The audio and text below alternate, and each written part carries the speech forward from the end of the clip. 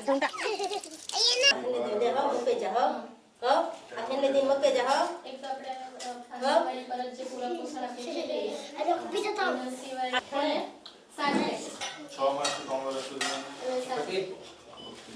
આ લોકોને 4 ટકે હા એ લોકોને પછી વજન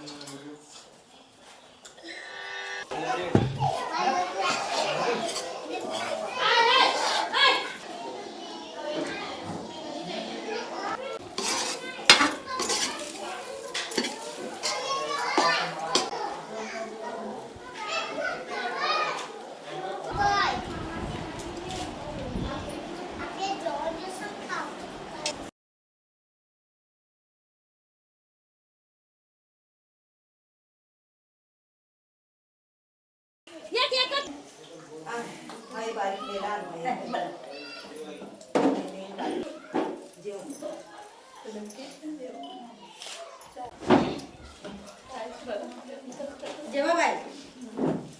कविता कैलाश टकरे गाम देघे अमने सोमवार थी शनिवार सुधी मेनू प्रमाण जमवानुं आपे।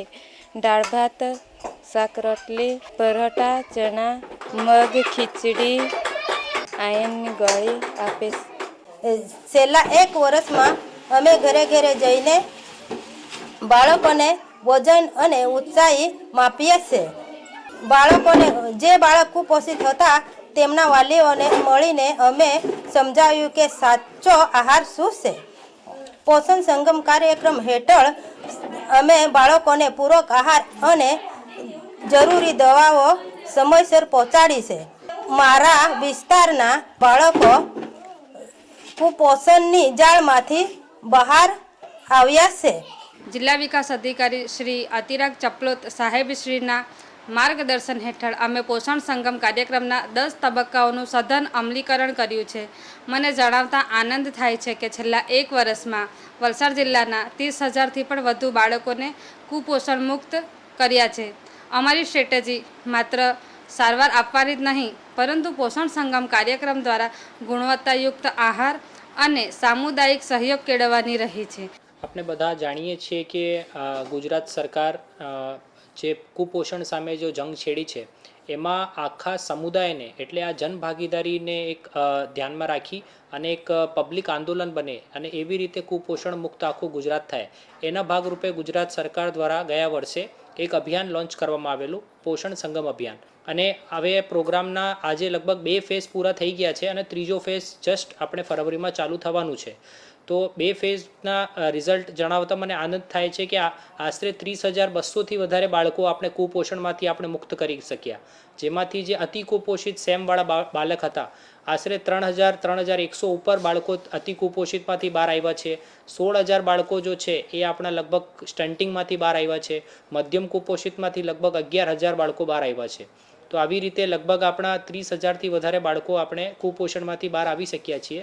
સરકારના બહુ સારા સમન્વયનો જો પ્રોગ્રામ છે પોષણ સંગમ એનાથી આપણે 50-60%થી વધારે 1 વર્ષમાં જ્યારે કુપોષણ ઘટાડી શક્યા હોય તો આવી પૂરેપૂરી શક્યતાઓ રહેલી છે કે આવતા 1-2 વર્ષમાં જે સરકાર હવે આંગણવાડીનું સશક્તિકરણ કરી રહી છે એમના માનવ સંસાધનનું સશક્તિકરણ કરી રહી છે અને પોષણ સંગમ મારફતે જે ઇમ્પ્લિમેન્ટેશન નીચે થઈ રહ્યું છે એના મારફતે આ હજી આંકડો ઘટીને આપણે બહુ ઓછું થશે અને આ સુપોષિત બાળકો સાથે શિક્ષણ પ્રાપ્ત કરશે, સ્કિલિંગ પ્રાપ્ત કરશે અને ઉજ્જવલ વલસાડ અને ઉજ્જવલ ગુજરાતના બહુ વિકસિત ગુજરાતના બહુ સારા સિટીઝન્સ એટલે કે એકદમ આદર્શ નાગરિક બનશે।